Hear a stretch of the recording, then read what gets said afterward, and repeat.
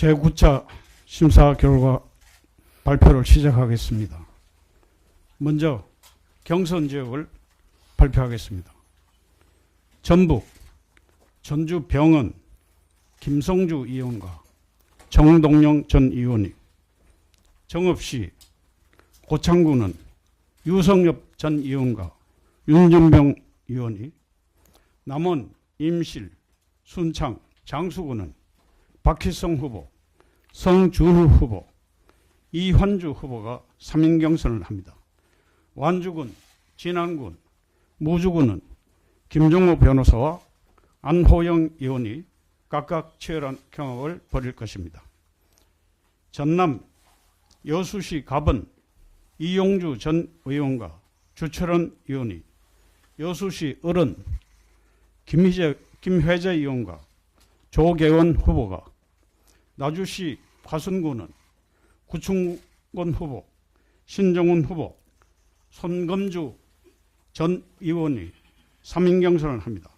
해남군, 완도군, 진도군 박지원 전 국정원장과 윤재갑 의원이, 영암군, 무안군, 신안군은 서삼석 의원, 김태성 후보, 천경배 후보 3인이 경선을 실시합니다.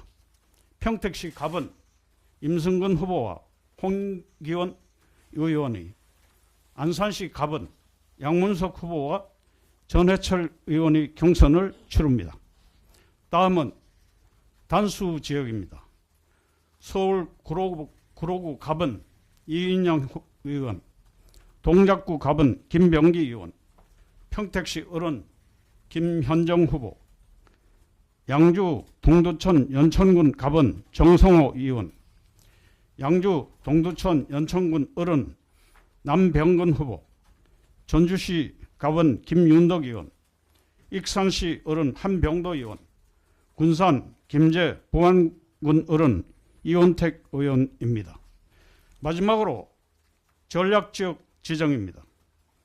순천, 광양, 곡성, 구례군을 이 지역은 전략지역으로 지정하여 전략 공간위로 이관하였다는 것을 말씀드리겠습니다. 이상입니다. 예, 다음은 그동안 2달 동안 있었던 위원장님 그 소회 말씀 있겠습니다. 지난 2개월간 더불어민주당의 4.10 총선 공천을 관리하면서 그간 느낀 소회를 말씀드리겠습니다. 저는 공관위 제1차 회의에서 혁신과 통합의 공천을 실현하겠다고 약속했습니다.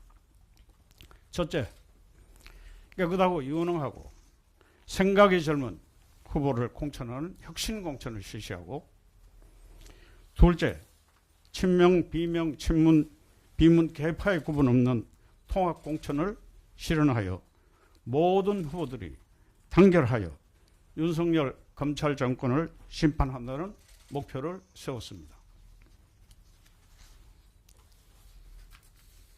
먼저 혁신 공천을 실현하려 했습니다. 미국의 오바마는 변화, 체인지라는 혁신적 선거 캠페인으로 2차례에 걸쳐 대선에서 승리했습니다. 혁신은 변화입니다. 그런데 그 변화는 우리 내부로부터 시작됩니다. 유명한 사회학자인 막스 베이버는 정치가의 가장 큰 덕목은 자기 희생이라고 했습니다. 혁신은 바로 이 자기 희생을 통해 시작되고, 자기 희생의 바탕 위에 통합이 이루어집니다. 그러나 민주당의 일부 의원들이 선당 후사의 정신으로 자기 희생을 하려 하지 않아서 혁신 공천의 속도가 붙지 않았고, 통합보다 분열의 조짐이 일어났습니다. 부득이 공천 시스템 내에서 혁신 공천을 할 수밖에 없었다는 점을 말씀드립니다. 그러나 저는 당의 단결과 통합을 저해하는 개파 공천을 한 적이 없습니다. 그리고 더불어민주당의 통합을 위해 헌신하는 후보를 공천하기 위해 노력했습니다. 이제 혁신과 통합의 공천 효과는 경선이 진행되면서 나타나고 있습니다. 민주당의 본산인 광주에서 현역이 대거 교체되었고 지금 경선을 통한 현역 교체율은 3분의 1을 넘습니다. 여성과 청년, 정치 신인 공천 비율, 그리고 불출마 현역 의원 숫자도 국민의힘보다도 높습니다. 지금 세간에서는 국민의힘 공천이 산무공천이라고 부르고 있습니다. 말하자면 무희생, 무갈등, 무감동이고 민주당의 공천은 혁신을 위한 고통스러운 결단으로 평가하고 있습니다. 이번 총선은 한국 민주의 미래를 결정할 중대 선거입니다. 이번 총선에서 더불어민주당이 과반수 의석을 획득하지 못하고 윤석열 정권이 이회 권력까지 장악하면 검찰 정권에서 검찰 독재로 퇴행할 우려가 있습니다.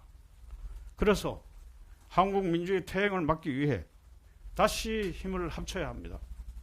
잘못을 남의 탓으로 돌리지 않고 자신에게서 찾는다는 맹자의 방구적이 정신으로 혁신과 통합공천에 힘을 합하고 모두 하나가 되어 총선 승리를 이끌어내야 합니다. 저는 여전히 1차 회의에서 말씀드린 단결하면 승리하리라는 구호의 힘을 확신하고 있습니다. 감사합니다. 네. 한국일보 우태경 기자입니다. 위원장님 2달 동안 고생 많으셨고 소회에서 개파 공천을 한 적이 없다라고 말씀을 하셨어요. 하지만 일간에서는 비판이 많았는데 여기에 대해서 좀 억울함을 좀 이렇게 호소하신 것으로 보이는데 특히 개파 공천을 하지 않았다라고 이 자리에서 말씀을 하신 이유와 또 이제 일간의 비판에 대해서 어떻게 생각하시는지 듣고 싶고요. 또 두 번째로는 양문석 위원장의 경우에는 전해철 의원에게 부적절한 언행을 해서 당에서 징계 절차도 들어갔었는데 2인 경선을 붙인 이유에 대해서 설명을 좀 듣고 싶습니다. 개파 경선을 하지 않았다는 것은 지금 그 공천 결과가 아마 증명해 줄 것입니다. 그러니까 우리가 막연한 어떤 추측으로 친문, 비문, 개파 경선을 하고 있지 않느냐 하는 의혹이 있었습니다. 그렇지만 지금 현재 이 공천 결과를 보면 친문과 비문의 어떤 이 숫자가 그렇게 차이 나지 않는 것으로 알고 있습니다. 그리고 그것은 공천이 개파를 기준으로 공천한 것이 아니고 후보들의 개인적 역량과 능력 그리고 그 도덕성 어떤 여기에 초점을 맞추어서 공천했기 때문에 이러한 결과가 나오지 않았느냐 이런 생각이 듭니다. 그리고 그 양문석 후보의 경우는 그 소위 말해서 그 헤이트 스피치 그러니까 혐오 발언 어떤 이런 것에 해당되지 않느냐 하는 것이 제기되기도 했습니다. 그렇지만 그 정도가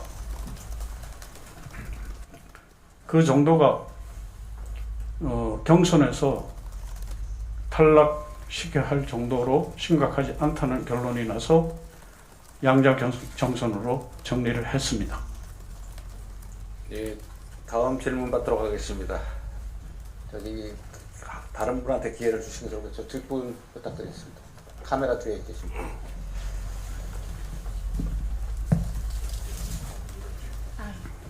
안녕하세요. 시사인의 전혜영 기자라고 합니다. 기동민 의원 결정하실 때 무기명 비밀 투표로 결정을 하고 결과도 공개하지 않으신 걸로 알고 있는데 그래서 이에 대해서 일방적인 회의 진행이 아니냐 공관위원들이 다수 그렇게 주장을 했다고 오늘 홍익표 원내대표도 라디오에서 얘기를 했는데요. 이렇게 좀 일방적인 회의 진행에 대한 비판이 나온 것에 대해서 어떻게 보시는지 이재정 공관위원도 사퇴 의사를 밝혔는데 그거에 대한 입장을 좀 부탁드립니다. 그 기동민 의원 건에 관해서는 그 심사를 하기 전에 그 기동민 의원의 소명을 들었습니다. 그리고 기동민 의원 건에 관한 도덕성 검증 소위의 의견을 한 일주일 동안 조사를 해서 그 심사장에서 우리가 도덕성 소위의 위원장으로부터 보고를 받았고, 보고는 다수가 기동민 의원이 그러한 그 도덕성에 문제가 있다는 결론을 냈습니다. 그런데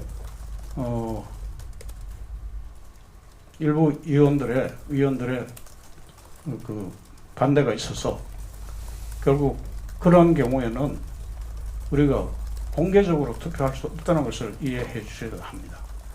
그래서 비공개 그리고 그런 무기명 투표를 통해서 결정했다는 것을 말씀드릴 수 있습니다. 안녕하세요. 채널A 전민영 기자입니다.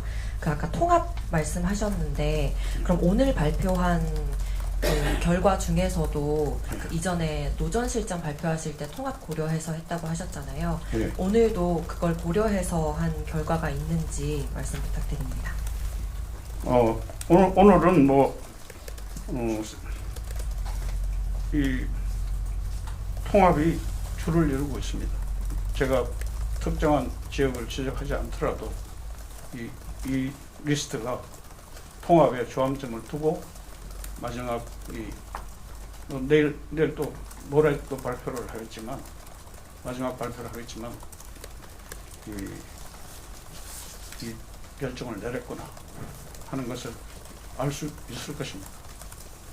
예, 다음 질문 받도록 하겠습니다. 저기 기자님. 네, 매일경제 구정근 기자인데요. 지금 발표되지는 않은 안산 선거구가 하나 있는데 현역 의원이 고영인 의원, 김철민 후보 의원 두 분 계시잖아요. 그래서 이 두 의원 같은 경우는 경선으로 진행하는 것인지 궁금합니다.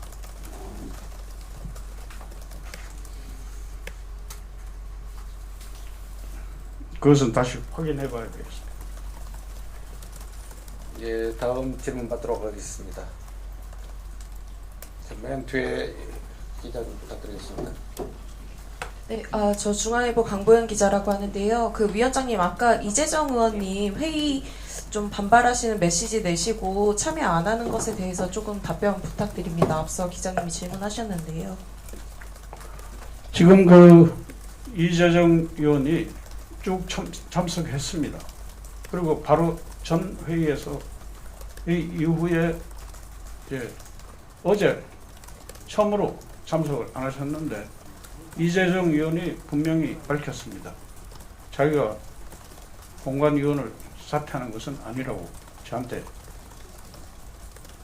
텔레그램 문자를 보냈습니다. 예, 마지막으로 한 분만 받도록. 여러분이 동시에 드시네요. 두 분만 받도록 하겠습니다. 우리 기자님. 혹시 순천 광역 곡성의 그 지역은 전략 지역으로 지정하신다고 했는데 이유를 알 수 있을지와 이 지역구 같은 경우에는 그러면 현역인 서동영 의원님이 컷오프 되는 건지 여쭤봅니다. 컷오프 되지는 않습니다.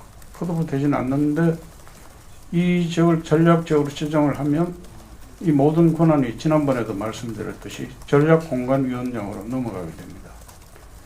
근데 전략공관위원장님이 어떻게 결심하실지는 좀 잘 모르지만 아마 그 여성특구 지정하지 않을까 하는 그런 제가 추측입니다. 이거는 전적으로 저 개인적인 추측이고요. 전적으로 이 권한은 전략공관위원장이 결정할 사항이라는 것을 말씀드리겠습니다. 마지막으로 한 분만 더 받도록 하겠습니다. 예, 앞에 기자님 말씀해 주시죠. 네, 안녕하세요. 저 TV조선 장세희 기자입니다. 개파 공천을 안 하신다고 했는데 지금 보면 최고위원분들과 주요 지도부들이 다 단수를 받았습니다. 이분들이 타 후보와 이제 비교했을 때 20%포인트 차이 난 게 분명히 맞는지 여쭙고 싶고, 두 번째는 그 이계호 의장 단수 공천이 번복됐는데 이제 상대 후보와 20%포인트 차이가 안 났던 걸로 알고 있는데 공관위에서 단수 공천한 근거가 무엇인지 궁금합니다. 지금 최고위 의원들 분의 이제 단수가 많이 나게 된 것은 혼자서 신청했던 경우가 많고, 그리고 실제로 복수 신청을 했을 경우도 아까 이야기하신 그 기준을 충족했다고 판단해서 됐고, 그리고 거기에 더해서 지금 이계호 의원의 경우는 지금 재심위에서 이 3인 경선으로 다시 내려졌고 최고위의 판단을 지금 기다리고 있습니다. 그런데 이계호 의원의 경우는 제가 기억나기로 단수 여기에 관해서 논의가 있었습니다. 논의가 있었고 대다수의 위원들이 단수 공천을 하는 것이 좋겠다는 의견을 개진해서 사실상 만장일치로 결정을 했는데, 재심위원회에서 그렇게 결정을 했다면 그 결정도 역시 저는 존중합니다. 그리고 최고위원회에서 어떤 결정을 내리더라도 그것을 존중할 예정입니다. 네, 마지막으로 한 번만 더 받겠습니다. 손을 너무 여러 번 드셨는데 기회를 드려야 될 것 같습니다. 예. JTBC 고혜진 기자입니다. 기동민 의원 이야기하시면서 도덕성 소위 이야기하셨는데 김의영 후보에 대해서는 도덕성 소위에서 다 여러 위원들이 0점을 줬다 이런 보도들이 있었는데요. 그런데도 경선 기회를 주신 이유가 궁금하고요. 한 가지 더 위원장님께서 방금 이번 총선이 윤석열 정권의 독재를 막기 위한 중요한 선거라고 하셨는데, 좀 세간에서는 이번 공천으로 민주당이 패배할 가능성이 매우 높아졌다 이렇게 평가를 하고 있는데, 위원장님은 지금 승리할 수 있는 공천 관리가 좀 되고 있다고 평가하시는지 궁금합니다. 네. 김우영 후보에 대해서 누가 0점을 줬다고 하는 것은 전혀 이것은 사실이 아닙니다. 그러니까 어떻게 해서 그 점수가 유출됐는지 저는 전혀 알 수가 없고요. 그것을 확인할 수 없었습니다. 그렇기 때문에 그것은 저는 그 보도는 루머에 지나지 않고 사실이 아니라는 것을 말씀드릴 수 있겠습니다. 그리고 마지막으로 승리에 대한 확신. 지금 한간에서는 이 민주당의 공천이 실패했다는 결론을 미리 내고 민주당이 선거에서 패배할 것이라는 이런 전망을 많이 내놓고 있습니다. 그러나 지금 시간이 지나면서 민주당의 공천이야말로 혁신 공천이고 통합 공천이고 그러한 공천이기 때문에 민주당의 이 공천의 효과로 민주당이 다시 승리를 잡을 수 있을 것이라는 전망이 많이 나오고 있습니다. 반면에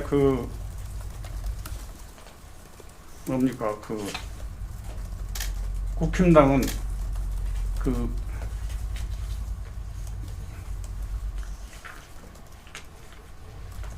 산무공천이라고 해서 감동도 없고 그리고 그런 감동도 없고 흥미도 없고 어떤 경쟁도 없는 이런 공천이라는 평을 받습니다. 그러나 감동도 없고 흥미도 없지만 조용한 공천이다. 그러나 조용한 것이 승리를 보장해 주지는 못합니다. 우리는 이러한 혁신이라는 고통스러운 과정을 거치면서 이 혁신을 통한 공천을 통해서 말하면 민주당의 후보들이 선거에서 승리할 수 있는 기반을 마련해 주었다고 생각합니다.